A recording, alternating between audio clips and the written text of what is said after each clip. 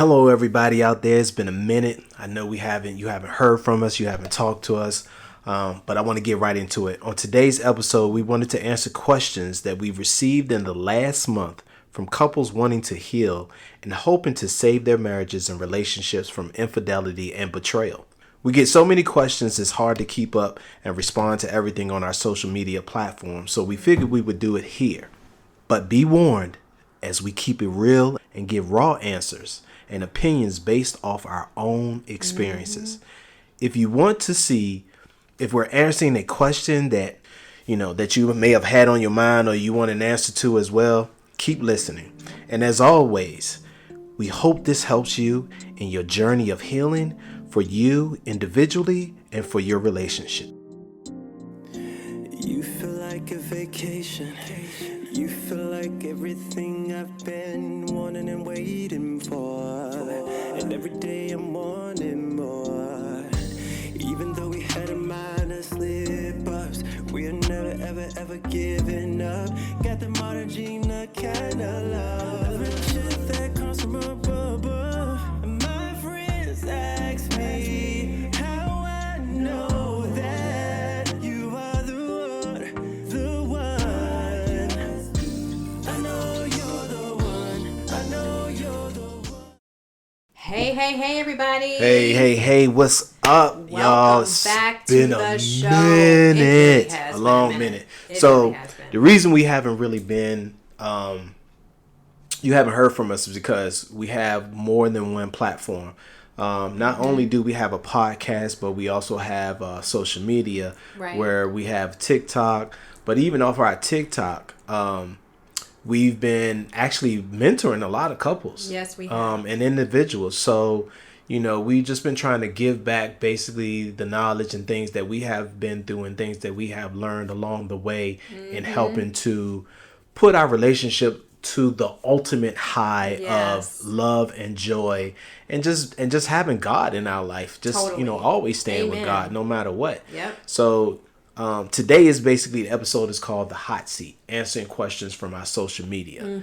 My beautiful wife, we are back in the building doing what we need to do. Back in the freaking building, people. We do apologize. It's been so long. Oh my gosh. But this is just how things are going for us right now in our life. So we are truly blessed and we're very humble and grateful to And be in the honored. position. Yeah, Right. To to be in the be able- position that yeah. we're in. So Yeah. we love it, and we love all of you guys' responses, and whether they And their be questions, good, bad, or yeah. indifferent. Right. And the Yeah. questions. Oh my gosh, the questions The are questions. just flowing through like We like can't crazy. keep up. We Yeah. try to go back through and answer as many questions as we can, but Right. it just it's a lot. Right. So And- hopefully and- this will help. And we're at a point in our lives that we still want to talk about, marriage and things. But we want to do it in a different way because we've actually healed. So it's no need for us to continue talking about the rough patch that we went through. That is over. Right. Now is a new beginning, which Yeah. we have started, and we're in a better place. We're just so truly thankful for the opportunity that Heavenly Father has given us again to be able to live and restart. It's almost like a reboot in our lives. Yeah. A lot of people Yep. sometimes say, we wish we could just do things all over Yep. again. Well, you can. You can. We've had that opportunity can. to do that. And Yep. so we're doing that, and we're trying to give back by paying it forward to helping others out in their trying times or in their dark times where they just don't know or have an avenue to be able to speak or talk or express things they're going to. So what we are mentors, not counselors. Not therapists. Right. We're mentors. In other words, we're trying to help guide you to doing what you need to do to make your relationship better. But you're the person ultimately who has to do the work. And it's based off of our experience. Our experience, what we had to deal with, what Right. we did in order to triumph and be victorious over Right. the obstacles that try to tear us down. That's so right. That's what we're doing, and we're just so grateful that we have the opportunity to do it. Yes, indeed. So let's get into some of these questions. Right. So basically, this is the that we hot have. seat. This is what this episode is called. Yeah. The hot seat, Yep. where we're answering questions from our social media platform. And if you don't know what our social media platform it is, Check out the show notes. Just check out the show notes. That's right. There you go. There you go. All right, so we're gonna basically, the way we're gonna do this is we're gonna just fire through these. We're gonna have a little bit of time to talk about each one, but literally we're just gonna go right on through them because hopefully we can get through as many as we can in the 30-ish minutes that we want to. Oh, and before we go into it, I want to give a shout out to the UK. Ooh, the reason I want to give a shout out to the UK because the UK is, you guys are really, really tuning in and listening to us, and just we want you to know that we know that you're listening to us. And we see it. And we see it. Yep. And hopefully we can have an opportunity to be able to speak to y'all on a different platform. Hopefully some of you guys will be able to reach out to us so we can actually help you guys out and mentor you guys out. But we're here for anyone across the world that we can help who's listening to our podcast. Yep. That's what it's about. Us giving back. Don't make a difference where you at. We'll try to figure out, even if it's a language barrier. Hey, if we got to get an app just to be able to speak with you, we will figure it out. We just want to be able to help any and everyone that we can out there to have the success that we have had in our relationship. Yep. We want everybody to thrive. That's we want right. everybody to get through your obstacles if that's what you want to do as a couple. So, Whether you want to do it as a couple or individually. So true that. All right. So let's get into it. Let's get into it. So this question actually is one that we get a lot. Right. And it is, how do you deal with the trauma of looking back on past memories and now them being tainted with what he did? He or she being the person that cheated. Right. So I know that this was a huge one for me because I look at all of those things as, complete sentimental, they all have meaning to me and they all are sacred. And so for a long time there, I would look at different pictures or videos or times or whatever and just be like, in my head, that moment was tainted because I was like, that's when he was cheating. Yeah. That's when he was blah, blah, blah. Or if there was a Thanksgiving or whatever that you weren't there, I would be like, that's when he was, doing his stuff. Right. And real talk, that's something that you can control. Exactly. And that's something I realized is I can control my thoughts. I think a lot of times we sit there and think that we are literally, subject to our thoughts and we can't do anything to control them, but you can control your thoughts. It takes work. It takes you catching those thoughts and deliberately changing them and doing something else to replace them, which is hard sometimes because we let our mind just run rampant and we just be thinking about whatever. But if you really want to change those things, you have to make an effort. Exactly. A lot of times, we want to sit there and say, oh, look what you've done. And now you've made me, be in this box where I think about this stuff this way. But no one makes you do anything. No, they don't. You can change those thoughts. You definitely can. And there's plenty of ways of doing that to change your thoughts. Different mind shifting that you can do and just mind work to try to rewire your brain to not dwell on those things that full well are going to bring you pain, take you down a rabbit hole that you don't want to be in. Right. I would say first start with trying to heal yourself. And part of that healing is, like I like to call it, catch and release. It's like you catch those thoughts. That's right. And then you have to release them. You have to be literally on guard of your thoughts and minding your thoughts and making an effort to not engage in them. Right. Not dwell in them, but to catch them and move on. Especially if you guys both of you are working 100% and giving 100% to make things better. To make things work. Yeah. You know what I mean? You can't always keep that person that did you wrong in that box. Like if you said you're committed to moving forward, then you have to make those steps and actions that show that. Right. But it'll also be, it'll also work too when that person is doing the work and you see them doing the work. That starts adjusting the way that you look at things and the way that you see them. And that goes vice versa. So yeah, I mean, so basically for that one, you have to change that. Yeah. You have to change that. You have to change your thoughts. And if you have to go to your person and be like, hey, I keep thinking about A. help me. Transparency. Go to them and have That's them right. help you with it. Communication. It might mean that you need more information about something or whatever. Right. But don't allow yourself to go down that rabbit hole. Right. You're bringing that pain to yourself and accepting it. Yep. So that's true. All right. So the next question from someone on our social media: how did you reconcile with her friends? To be honest, it was more for family. It wasn't really friends. Well, there were some friends. Yeah. Let me put it this way: we had some. My friends are family. Yeah, let's put it that way. The only way it's not really about reconciling with the friends or the family. Right. It's just about being open and honest with them, because either they're going to accept you for being open and honest and understand that, in life, people go through things and you have to find a way to get over it. But I mean, for us, it worked out pretty good because a lot of our friends they understood. The fact that they were happy about is that I owned it. Right. I own what I did. Right. And I was very remorseful for what I did. And on top of that, it showed them how much a friend I was, or a family member, how much I loved them as a family member, because I went to them.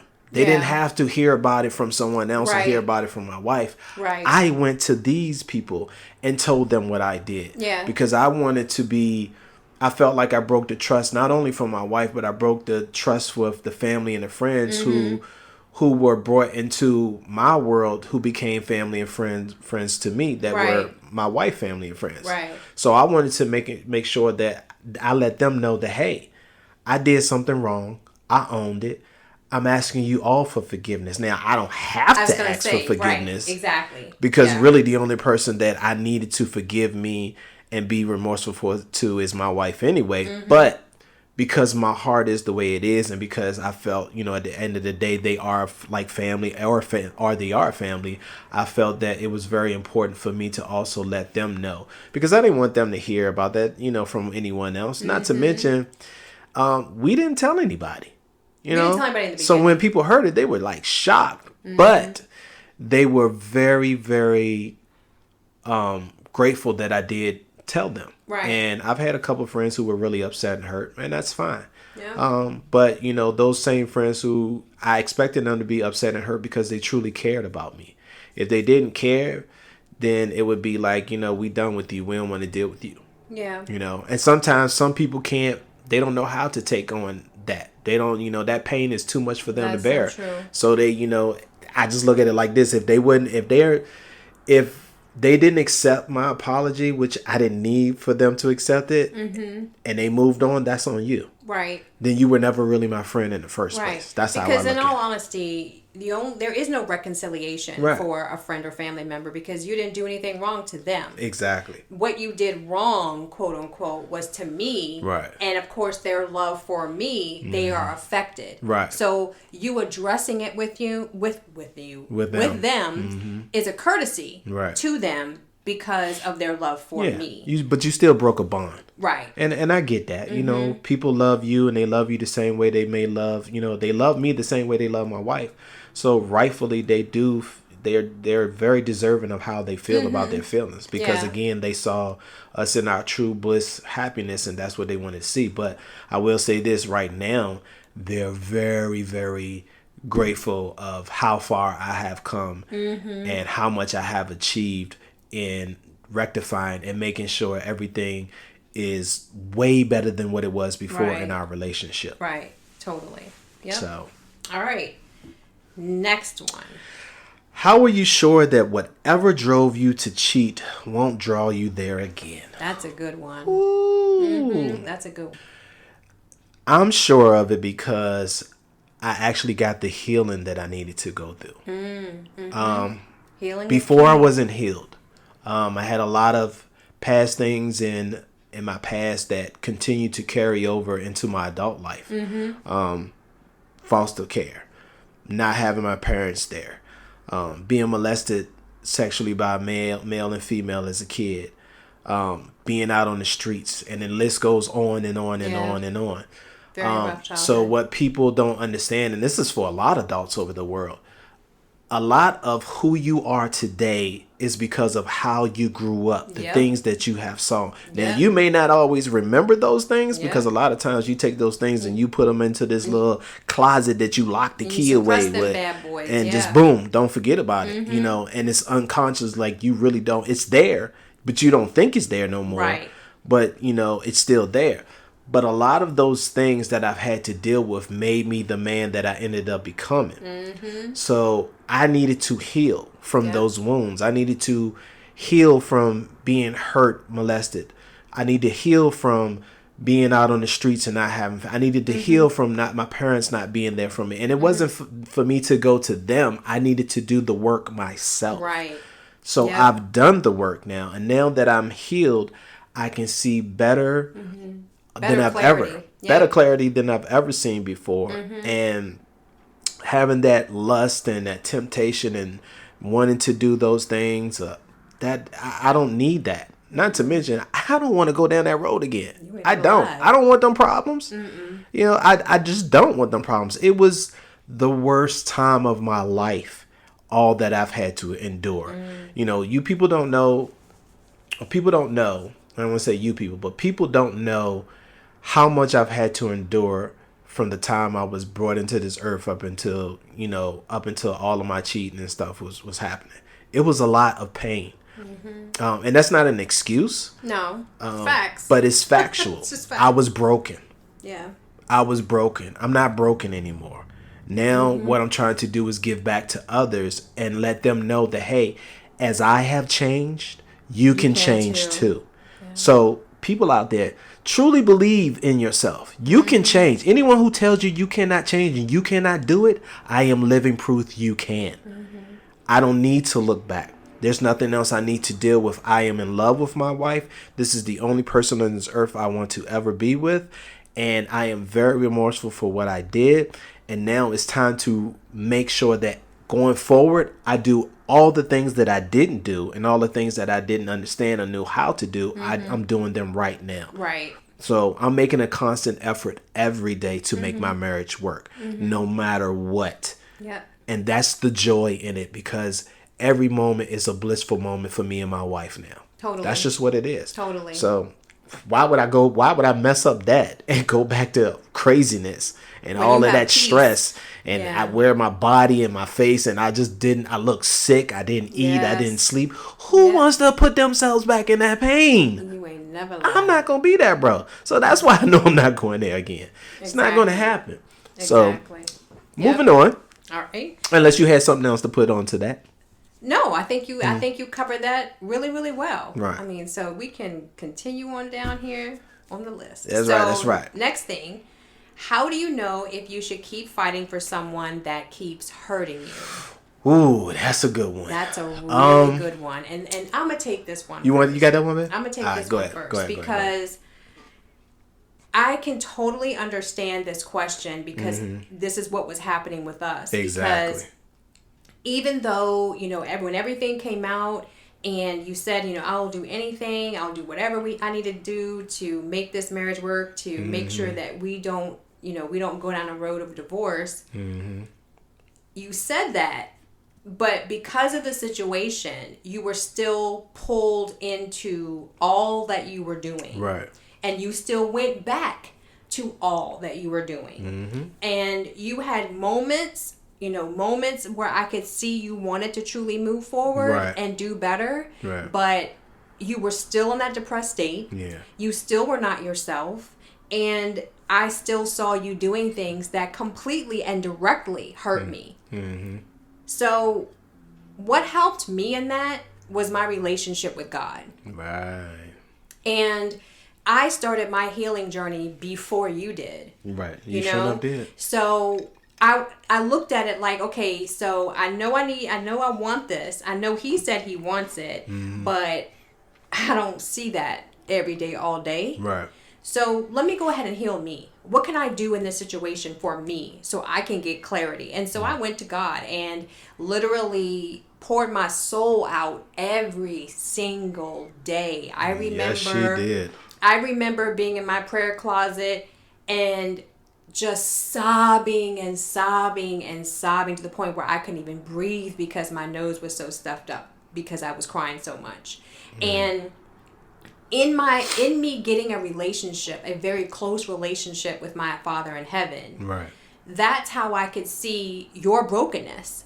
Because at first I was just looking at it as you were just hurting me to be hurting me. Right. And then I realized through healing and just through the eyes of me having that, the spirit to relay things to me and open my eyes up a little bit more so I could see things clearly. I saw you were hurting yourself first because you were broken. Mm-hmm. And it just kind of trickled off onto me because I'm your wife. Right. And so I literally started to pray for you. I started to work on myself in terms of my healing and all of that. That's when I wrote my book. Mm-hmm.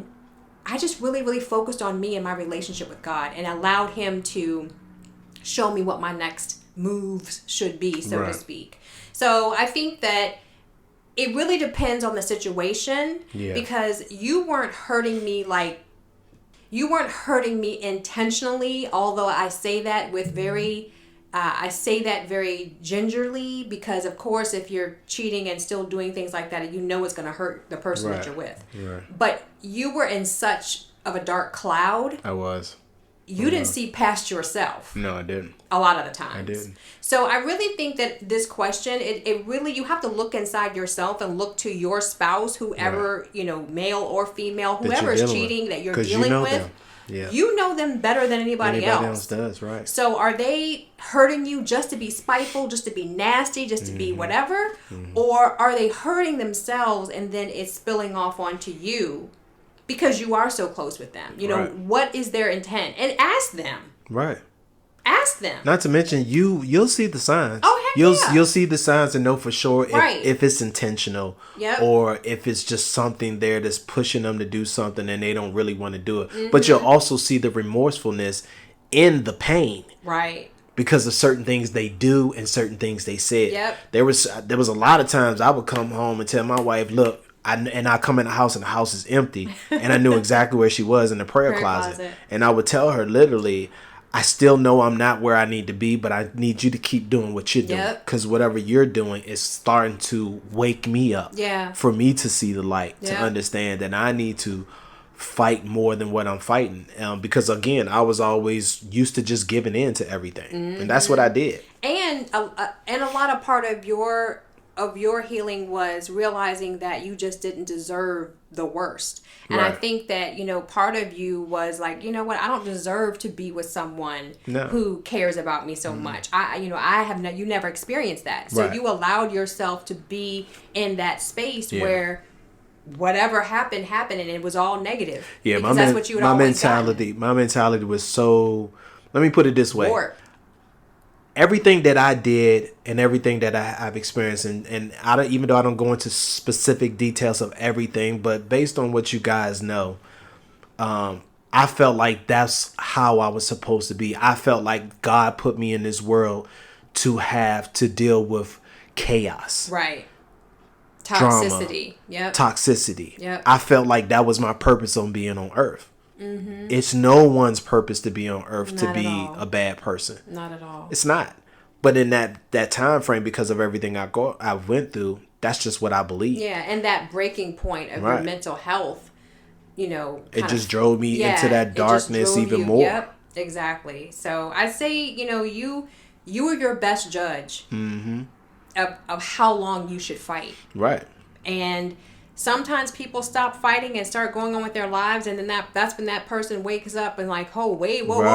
Right. Wait a minute. Then they start coming back knocking on the door like, look, I want to fight for this. Yep, only you and God. Mm-hmm. Let him tell you. Let him give you those signs. That's the best answer I have for that. All right, moving on to the next question.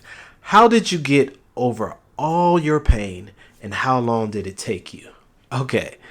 Let's put it this way. Let me answer the last part of that question first. For each individual, it takes each individual different times. Yeah. Like I can't, you can't channel how long it's going to take you to come out of something. You just don't have that answer. No. You just have to put in the work. Yep, that's just what it is. Meaning that you have to do the work to do the right things to make that pain go away, whether it's going to therapy, whether it's talking to a mentor, some form of healing, whether it's talking to God. You have to do that. And however long it takes, it's going to take. But you have to do that work in order for yourself to come out of it. Exactly. So that's what I would say. There is no time level. There's no that length we can give you because we're not you. Because each individual is different. Exactly. You know, whereas in my wife may get over something quicker than I will, doesn't mean that I'm going to get over it quicker, and vice versa. That's just what that is. Yeah. As far as how did we get over all our pain, constant work, prayer, healing. Being raw with the answers. Like if I had questions, sometimes, at first, like I remember you didn't want to tell me everything. Right. I would tell you bits and pieces. Yeah, bits and pieces because you didn't want to hurt me. Right. And I'm gonna say this too. Some people don't want to know. Right. Some people just don't want to know. Some people don't want to know. They just want to know that you're not going to do that stupid thing again. Some people don't want to know. Everybody is different. But for me, I wanted to know the things I wanted to know. I wanted to know. Right. And I did not. And I want to know everything. Right. All the details. And when you finally realized that you doing that for me actually helped me to heal, opposed to, I might be pissed, I might be upset, but the overall... And believe me, she was. But the overall, what happened after that is true healing. And once you got that, like once you finally realized that, we were raw. Yeah. Raw with all the feelings, raw with all that happened, raw with, detail for detail for detail. And we got through it hand in hand, walking side by side. Yeah, we did. That's just what it was. So, for every individual out there, it's different. Some people can take some things, some people can't. But I would say at the end of the day, if you're the person who done wrong, you owe it to yourself to be very open and honest to yourself as well as to the person who's asking you to tell them certain things. Because if you don't let it go, it's going to continue to fester in you. Meaning you're never going to change. You're going to continue to be that person that you are. Running away, anyone can run away from a problem. That's easy. That's just so simple. It takes a real great individual, man or woman, to say, you know what, own up to what you did. And very strong. And challenge yourself to rectify it and make it right. Exactly. And what you don't realize is that alone is going to set you so far apart from anything else that you've ever had to deal with, because you become so free with not worrying about looking over your shoulder, who's coming to tell your significant other what you did, what's going to pop up out of the woodworks that you thought that you covered or uncovered. Now let's go back to my main thing that I always say to everybody is, what you do in the dark will come to light. And it is so factual, people. Let me tell you, you see it on TV every day. You hear it out here in the social media world and the news. What you do in the dark will come to light. You can get away for it for a moment, but it's going to come back around. It's going to come back around. Because somehow down the line, you're going to do something to tick somebody off. Or push a button that you shouldn't have pushed, or take the wrong, like you should have went right and you took a left, or thought you had suppressed something, thought you had got rid of something, and then you realize you didn't. So it always comes out, always. So that's what we have on that. Next question. Please explain what it looks like to fight together surrounding an affair. Okay, so this was a question that we got on a video that we did where we were saying that you need to fight together rather than fighting against one another. That if you were in a situation of infidelity, that you need to literally include your spouse, include your significant other in trying to dead the whole affair situation. So basically what we mean by that is, I remember, like in the beginning, you never wanted me to be involved with anything. Oh, no, I didn't. No. It was always some excuse. And I'm not going to get too involved in that because I just want us to be talking about me and you. But you never wanted me to be involved in any of that. And now that we're in a healed space, we realize that you bringing your spouse into the situation so that the other person can see you with your spouse and with that bond and them knowing all the things, it truly does help to present yourself as a new unit and to the world, but also to the situation, the situationship. I'll put it that way. Let's put it that way, yeah. You know what I mean? So it presents you both as... It's like a strong front. You have a strong front, a strong unit. You guys are working together, and it isn't a situation where you present yourself and the other person might be like, "Oh, that the other person don't know." Right. If you do it together, then they know up front, oh, wow. They both know. Right. And they're both saying this. Right. And they're both together. Right. It truly does allow you to recreate that bond that should have been there and have a do-over on that. Right. As well as to strengthen your union. And strengthen your unit. It will. And it gives that spouse who was cheated on full transparency. Right. That you're committed to them. You're committed to them, and they can see you being committed to them whilst still trying to shut down other stuff. Right. So when you're trying to get out of something, bring in your spouse. Let them see that you're doing that. Yep. Let them see that what you're doing, because that also helps with your transparency. Right. When it's just you talking to them and you don't bring your significant other in there, they feel like they can come at you any type of way, or they feel like you ain't telling them certain things. Right. So what they start doing is keeping little tabs on you. So when they do see that significant other that they didn't see, they can start, boom, here, look, did they tell you about this? Did they tell you about that? Do you know this is going on? And look at the strength you guys can both have if that your significant other, your spouse can say, front. Yep, I already know. Right. Yep, I already know about that. Yep, that too. Yep, it shuts it all down. Exactly. And it makes that situation look at you like, oh my gosh, really? Yeah. Like, because there's nothing they can do at that point. Exactly. It's much easier to fight together. Right. And it's crazy how we don't get that. You know, in the moment you're just thinking about how you can keep everybody away from each other. Right. Keep the let me handle the situation, because I don't want y'all sitting there beefing with one another. I don't feel like hearing all this arguing and stuff. Right. Hey, you're going to have to go through that anyway. Regardless. So might as well go through it with someone that has your back in that moment. Right. Who's trying to protect you, but also is letting you know, I love you and I know what you did wrong, but I still want to be with you. Right.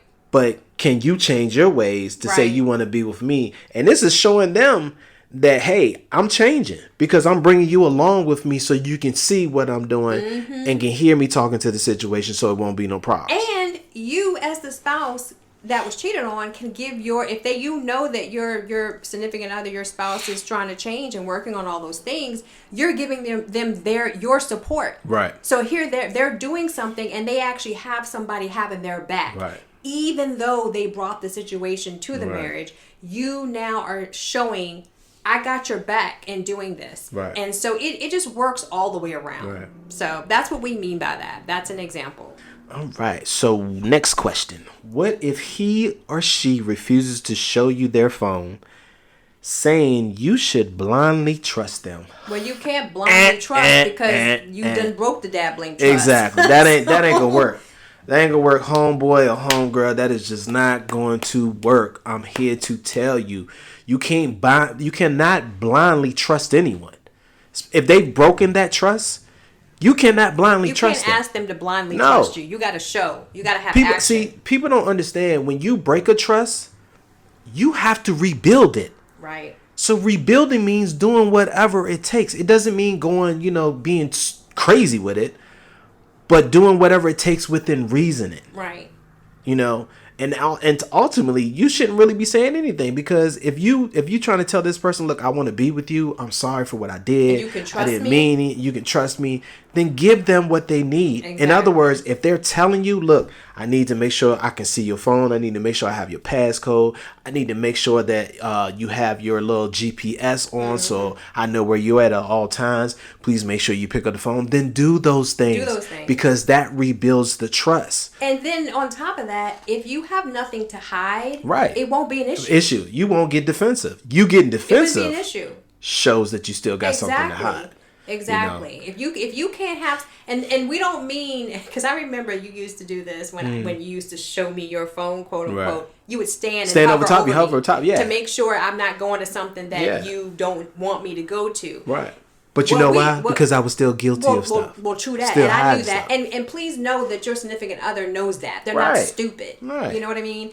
But what we mean in terms of showing the phone is, literally, I can go to your phone and pick it up at any given time and do whatever I want to with it. Right. And you don't even budge. I mean, let me tell y'all, my phone, my wife has access to everything now. Everything. She can, her face is on my phone. She can get in it. And his is on mine. And vice versa, right? Mm-hmm. She didn't talk to friends and family members on my phone. Yep. I just don't have nothing to hide because again, I wanted my marriage. Mm-hmm. I was willing to do whatever she needed to make her, I was willing to do whatever it took to earn her trust again. Right. So what the things that she asked me for, I gave her. There was really no reason for me to sit there and say, no, you can't have this. Are you kidding me? Right. I didn't have that right. Yeah. If I'm got to do that or I'm defensive, then I really don't want this relationship. I'm all talk. Yeah. Basically, I'm blowing smoke in the air. That's exactly. It. That ain't real. And for people that want to say, oh, well, doing that, having you have access to my phone is I don't have any privacy. What privacy do you need with someone that is literally your better half? Exactly. What you need privacy for? Do you need? Like now I can understand if it's a surprise situation. Right, exactly. But other than that, right? No. Yeah.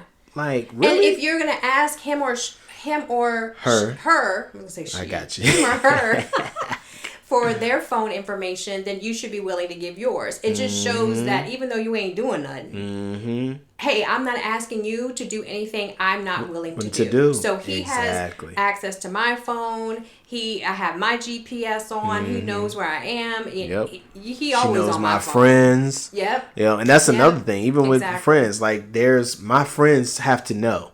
All the friends I had before that were just like protecting me when I was doing wrong, they're not friends of mine. They were never friends. No, they weren't. Because if they were true friends, they wouldn't have only thought about my feelings, but they would have also thought about my wife's feelings. They didn't do that. So therefore, they couldn't continue to be my friends. But the friends that I have now, they understand that, hey, I don't move unless I talk to my wife about everything because I need her to know what the situation is and what's going on. Then I'll come back to you and we'll do whatever the situation may be. Right. That's just what it is. Even going like we go camping, like I got friends that go camping. Well, let me check my wife. Make sure we don't have nothing scheduled. Make sure she may not. Okay with it. She's okay. Yeah. I also going as far as letting her know all the people that I'm going to be with, calling her up and FaceTiming her when I was camping. That's just you being transparent, showing your commitment to your relationship, but showing that they can trust you when you're not around. Exactly. All right. So moving on. All right. Next question. When starting over after the infidelity, did you adapt new rules for your relationship? Oh, so yes, we definitely did. Now we don't call them rules. Right. We call them boundaries. We set boundaries for our relationship, and that's something that I feel like you have to do because that's that's a component of trust. Exactly. And it's something that we talk about in our mentoring with our couples is the components that make up true trust. Right. A lot of times we throw that word trust around and we really don't know what makes up trust. And so boundaries is one of those 7 things that make up trust. You have to have boundaries. And when I say boundaries, I mean drawing a line, and it's almost like drawing a line in the sand that you don't cross this line with whatever it is that you say. Right. If my wife has a problem with, let's say, a female friend that might have just introduced herself to me, That's a boundary. If my wife is not feeling that and I haven't introduced her to her, that's a boundary I'm breaking, because I need to be telling my wife, hey, babe, this woman just approached me about such and such. Or say we were working together and she wants to become friends and starting to tell me stuff. I'm going to come home and tell my wife what the deal is. Right. Because I don't want no problems. Exactly. I don't. But that's a boundary I'm not going to step over, because she needs to know what's going on. That way, if I don't see something, when I'm telling her what this person is saying, she can say, look at it and analyze them like, maybe you should back away from that, you know. A boundary is something basically that it makes the other person feel uncomfortable. Exactly. And when your person feels uncomfortable about a situation, you need to make sure they don't feel that way. And so setting a boundary of, okay, we're going to make sure that we had one very early on in our relationship, and I'll just use that as an example. We didn't have the opposite sex in our home when the other person was not there. Oh, yeah. So that was a huge boundary that Jevonne actually brought to our relationship, which I kind of looked at when you first brought it to the table like, what are you talking about? Right. But I totally see that, because if you don't have someone of the opposite sex in your home, when the other person ain't there, you alleviate a lot. Right.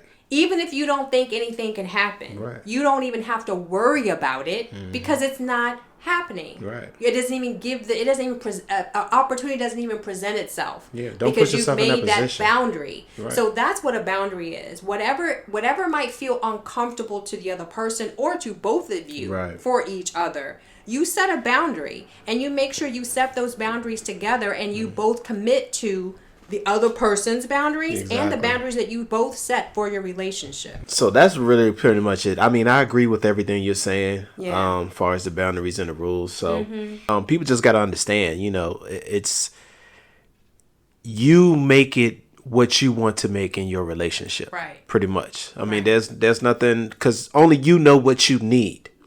Right. Only you can tell your partner exactly what it is that you need as far as the boundaries, what you are willing to, what you can and cannot take. And there should be a level of respect and transparency when it comes to that whole situation. Right. And if you guys can't learn to come to some type of agreement as far as that, and be committed to one another in reference to those boundaries, then it's just not going to work. Yeah, and you're going to constantly have conflict. Right. So, yeah. Right, so boundaries are important. Definitely. Make sure that you take time out to set those for yourself and for your relationship. So, all right. That's right. Let's keep it moving. Next question. Okay. Do you think cheating is being selfish? Heck yeah. Yeah. Definitely. It's so selfish. It's I mean, like, I don't know how you cannot think it's selfish. I mean, unless you're in one of those open type of relationships, and which we're not even talking about. Right. But I mean, so, again, when you choosing to go out and do something behind the person that you're with back, very selfish. That's very selfish. Because you're only thinking about yourself. Right. And what you could do, your alternative, is to go to them and say, hey, I'm having some issues. I'm having some problems, or and it doesn't have to be with them. It could be with you. It could be, I feel like I don't know myself, or whatever. Yeah, I'm happy dealing with depression, or what happens when you choose to go outside your marriage for whatever type of relief that you're trying to seek, and or filling whatever void that you might feel. It's not fair to your spouse. It's not fair to the person that you said meant everything to you. Right. And was your best friend, your confidant, your partner. You're not giving them that respect to go to them first and say, hey, let me share myself with you. I mean, a huge part of marriage, a huge part of being in a relationship is sharing someone's life with them. Right. All the ups and downs, twists and turns. No one said that that person, once you got married, was going to stay the exact same and have no issues. That's not realistic. No, people don't understand that, when you're in relationships, whether you're married or not, if it's been years and years, even if you don't get married, because, in some states, it's after a certain amount of years, it's common law.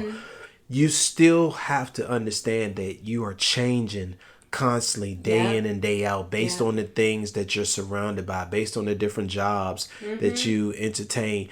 Those environments are pushing you to change and meet new people you're meeting. So you have to be able to evolve with each other, and evolve together. That's the best way to do it, because if you're just and be open and honest. If there's just something you're not feeling in that relationship, tell that person. Tell them what you need.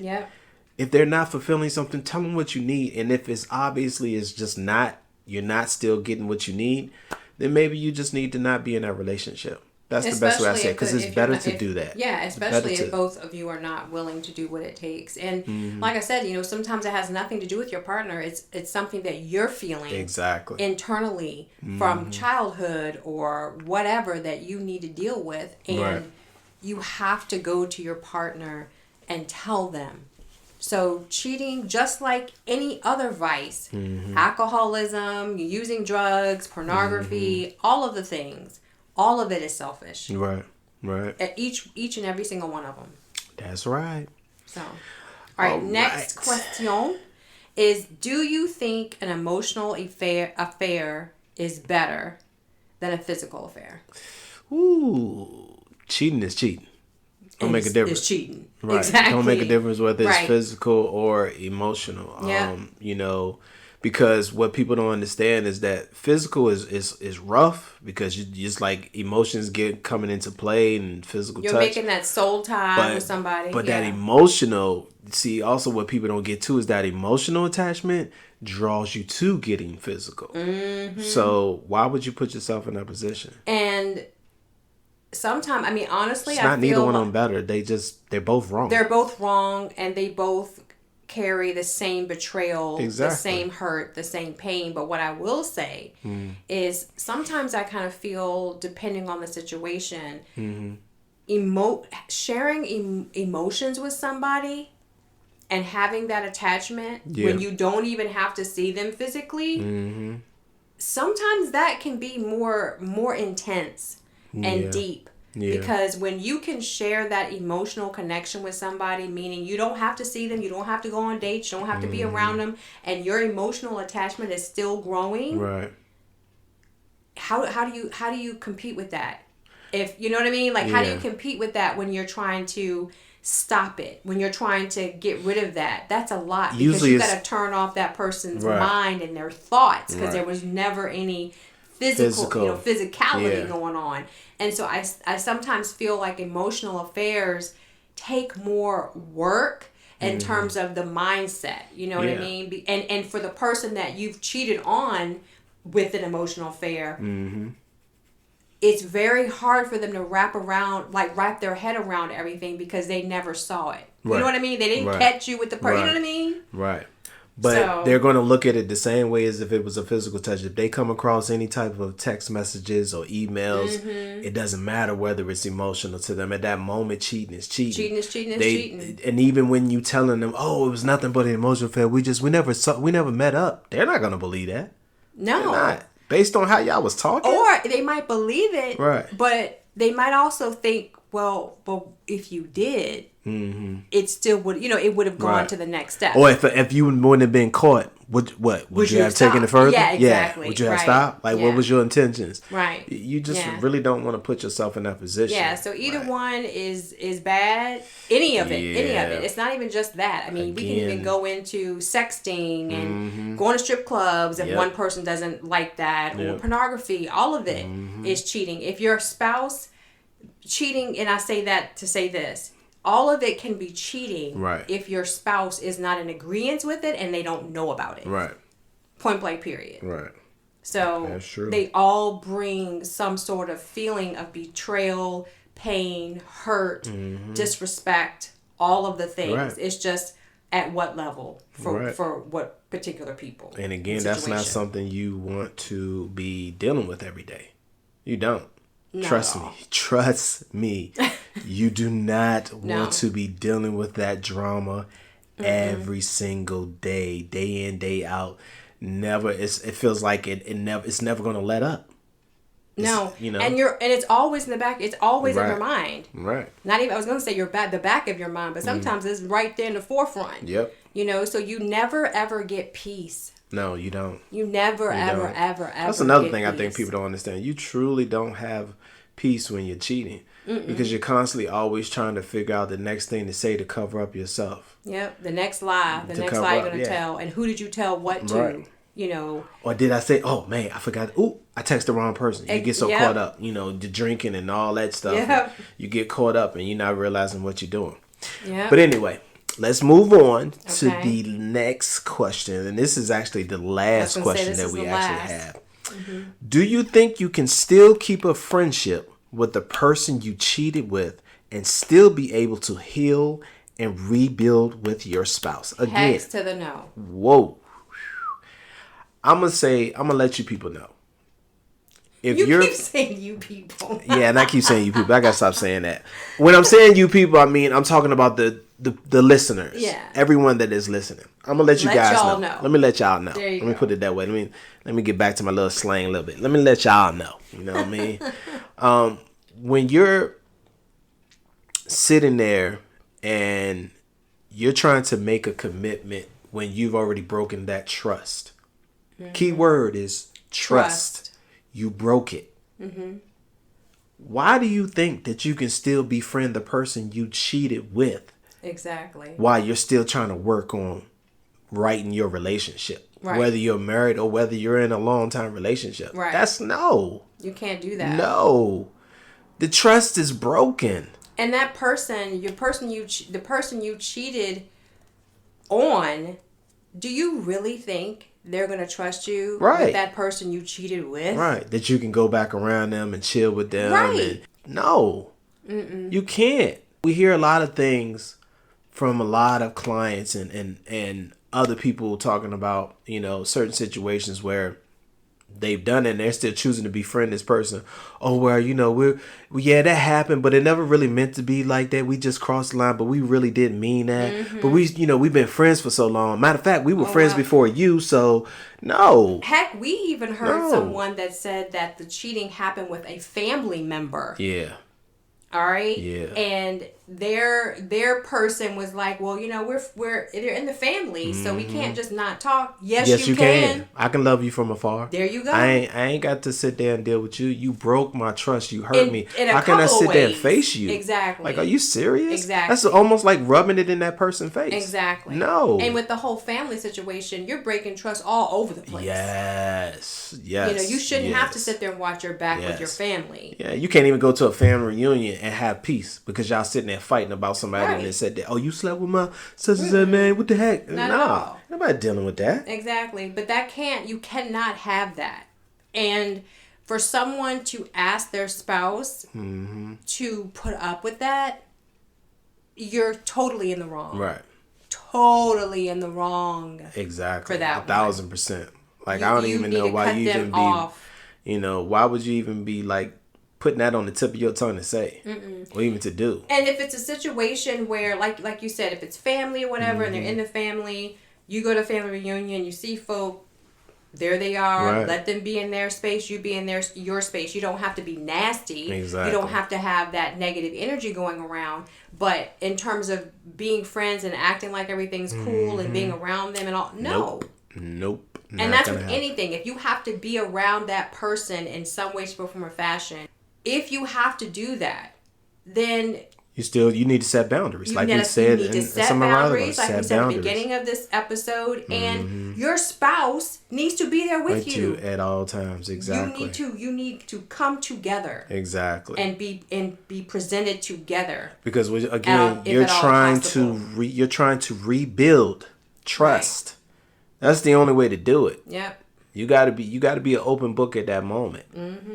You can't just think that, hey, all right, we friends, and then I'm gonna go over here and deal with the situation. And let me say this to the guys who do have, say you cheated on whoever you with, and you ended up having a child.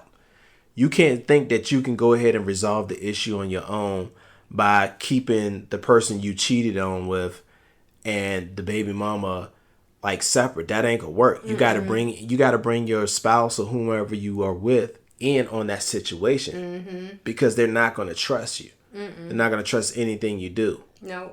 You know? And also, I mean, because you say that from our own experience. Right.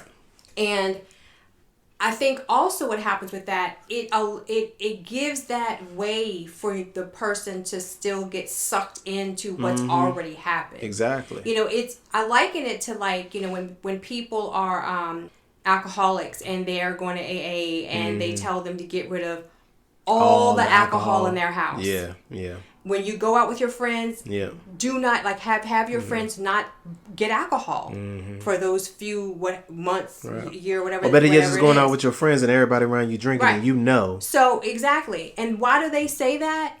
Because there is an addiction there, and I think some people don't really think about cheating being having an addiction to some degree. Now, I'm not talking about a sex addiction. Right. I'm talking about when you're cheating, you're addicted to that high of the attention and someone needing you and this and that. Outside of your wife or husband that you feel are supposed to be there. Right. For you. Or leaning on them for that emotional attachment. Right, exactly. So just like that alcoholic that needs to get rid of all the alcohol in their home, you will never hear someone say, oh yeah, the way you're going to do great and just keep everything right there in your house and just don't look at it. Don't touch it. That ain't gonna happen. That don't work. That ain't gonna happen. It does not work. That's not gonna happen. Now you do have some people who are strong like that, but again, why don't test that water? Why tempt yourself? Yeah, why even test that water? Exactly. You know, if you got to look at it like this, if you don't put yourself in a situation, as we were said earlier in here, the situation. So the situation is you cheating on. That's the situation. If you don't bring yourself by yourself to that situation, then you don't have nothing to worry about. Yeah. But if you sit there and you walk into that situation with your significant other, which you're trying to rebuild trust, that's showing them that, hey, look, you ain't dealing with just me. You're dealing with us. You're dealing with us. Right. Period. And it gives you an added bonus to the fact that you don't have to worry about your spouse wondering what you did, wondering if you said you did what you said you did, because they were right there. They see for themselves. They know for surety. Yep. So I really feel like, that's just off the table. There is no quote unquote friendship after that. There might be a semi-acquaintanceship in terms of if you have something there that you have to continue to see the person here and there, whatever the case may be. But there is no friendship. Period. And there shouldn't be. Right. And you have to understand that, when you do that and those boundaries are there, you have to, you and your significant other have to build up a trust. So that means you got to cut everything off. Yeah. And that's a really good craziness. point. You have to build up trust because you can't be doing that, That's a really good point because in the beginning you do have to do that. You truly have to get rid of everything. Because just like an alcoholic, when they've been clean and when they've been sober for however many years, they can go around people that have alcohol in their home. They can go out to restaurants and be with their friends and have alcohol, and they not take it at that point. Yeah, because they've built up they've actually gone through the steps to be stronger to be able to deal with that. But in the beginning, when they're still trying to go through that, no. So no, not at all. You gotta sustain and stay away from certain things. That's just what it is. Exactly. So that's just like with cheating. If you cheat, you can't sit there and be cordial with that person or be cool with them. And hey, they're not gonna understand. No. They're not gonna understand. And that's okay. Yeah. It's not meant for them to understand. Yeah. They have to, but you have to understand is that you have to work on building what you broke. And that means you have to cut off all avenues to all of this other crap up out of here. So true. Even certain friends that tend to be out here in the club all the time or being around a bunch of women or a bunch of men. You can't roll with them. Yep, you got to cut them off. You can't do that. Yep. You got to pull back because all you're doing is instigating the situation again and making it, giving it life. Right. Stop giving it life. True. Cut it off at the head. It's dead. Be done with it. And really quick, to just touch really quickly on what you said about your friends that are not uplifting your relationship. Right. Those, when you get into a situation of cheating, you really know who's friends with who. Yeah. Because, you know who are your real friends at that point and who's not. Because, of course, when you come together, the female might have friends, the guy might have friends that you bring together, and then you're all friends. Yep. And then when something like this happens, and you are going through trials, then are your friends helping you with both of you? Like, are they coming to both of you and saying, y'all need to work this out, y'all need to do this, y'all need to do that? Or are they saying, girl, you need to get rid of him, or bruh, you need to get rid of her, or keep on doing what you're doing, or what? That's how you can really see who your true friends are for your relationship, not just who's down for who separately. Because you want to make sure that you have friends that are down for both of y'all. Yeah. That want both of you guys to win. And individually, if you have friends that are just say they don't, my friends may not be my significant other, or, you don't, I suggest, me personally, because I don't have no friends like that, but I suggest if that's the situation, then you still want to have true friends around you. Because even if they don't know your significant other, they should still be supporting you and saying, you look, I'm not in your shoes. I don't know what you've been through.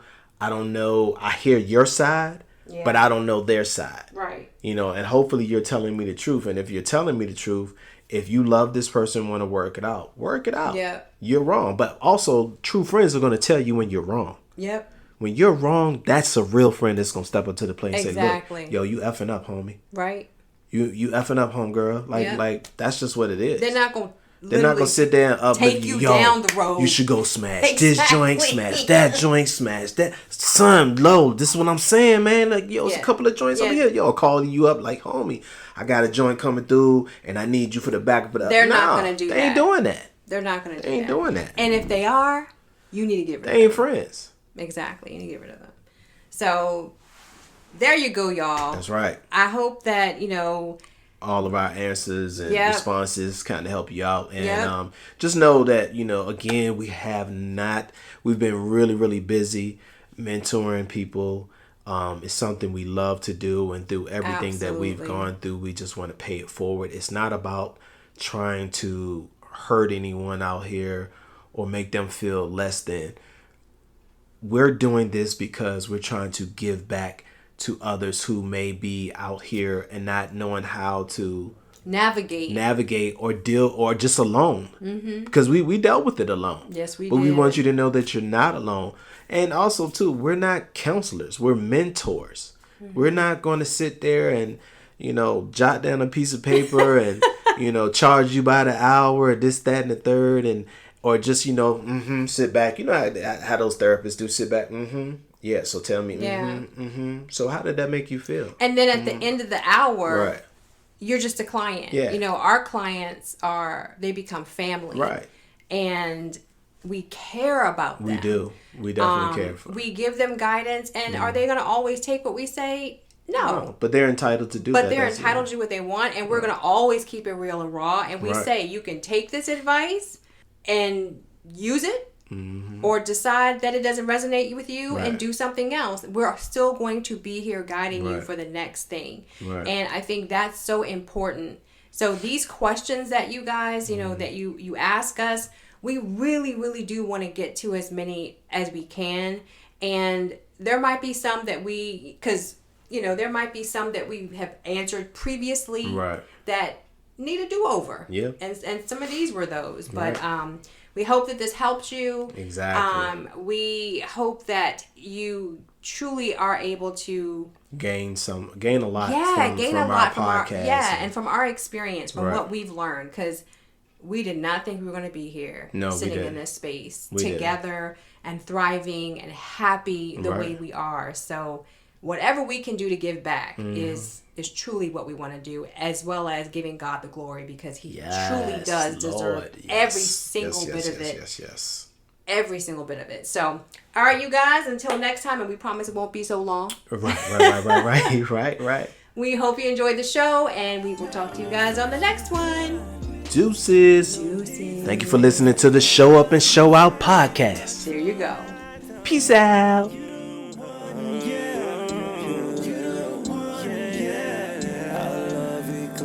Diamonds, they see us shining.